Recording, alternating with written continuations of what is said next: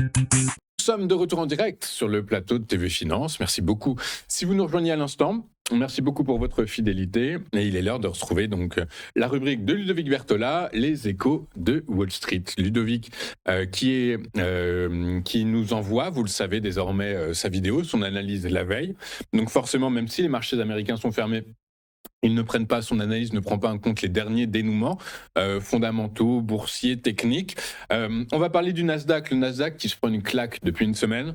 Est-ce que ça devient un dossier intéressant ou au contraire, l'IA perd de son attrait, auquel cas, eh bien, la tech américaine est à mettre de côté? Allez, bonjour à toutes et tous, c'est Ludovic Berthola, trader et formateur chez Interactive Trading. Cette semaine, je vais me concentrer sur 3 actifs. Donc, je vais commencer par le Nasdaq suite à cette petite baisse de à peu près 5% le vendredi dernier. Et des pré-signaux nous donnent aujourd'hui, en nous expliquant qu'on a une grosse probabilité qu'on revienne mitiguer les ATH de 2025. Alors, je m'explique. Nous avons, depuis le 31 mars 2026, un énorme bull run qui ne s'est pas arrêté, pas vraiment. Mais je vais remarquer une chose, c'est surtout l'ATH de 2025. Ce niveau du 30 octobre 2025 a été cassé en clôture de bougie journalière le 22 avril et a été mitigué pour finalement repartir à la hausse et en donnant donc une poursuite haussière assez violente. Moi, ce qui va m'intéresser, c'est que ces hauts de 2025, ce n'est pas qu'une clôture journalière. C'est aussi une clôture hebdomadaire qui n'a pas été mitiguée de cette même manière. C'est également les plus hauts ici, comme on voit, en clôture mensuelle qui n'ont pas été mitigués également.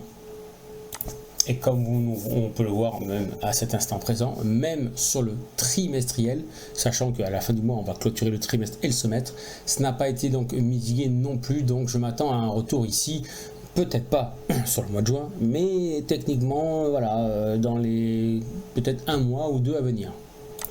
Alors pourquoi je parle de ça aujourd'hui? Tout simplement parce que si je prends toute la hausse du mois de mars et le point haut qui a été fait donc mercredi dernier, le retracement Fibonacci des 50%, c'est pile, mais vraiment pile les ATH de 2025. Donc je vais partir du principe que ces ATH de 2025 plus la zone inversée, pour ceux qui connaissent bien le process, des 26 477, donc 26 477, 26 863 est une zone d'achat pour repartir sur les ATH. Alors on n'en est pas encore là, tout simplement parce qu'il va y avoir une zone de blocage avant ici sur les 27,94 et même les 27,500 à peu près, d'accord? Donc moi je vais me concentrer principalement, donc ça c'est pour les gens qui veulent rentrer à l'achat, on va dire sur du un peu plus moyen long terme.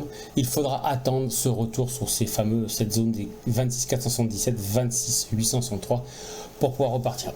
Là pour le moment ils ont donné quand même une belle impulsive baissière vendredi. On n'a pas repris là les lots, les fameux lots, le swing low ici du 12 mai, il a été fait ici, donc swing de liquidité, ça a tenu, donc on n'y est pas revenu, donc là il va falloir attendre un petit peu.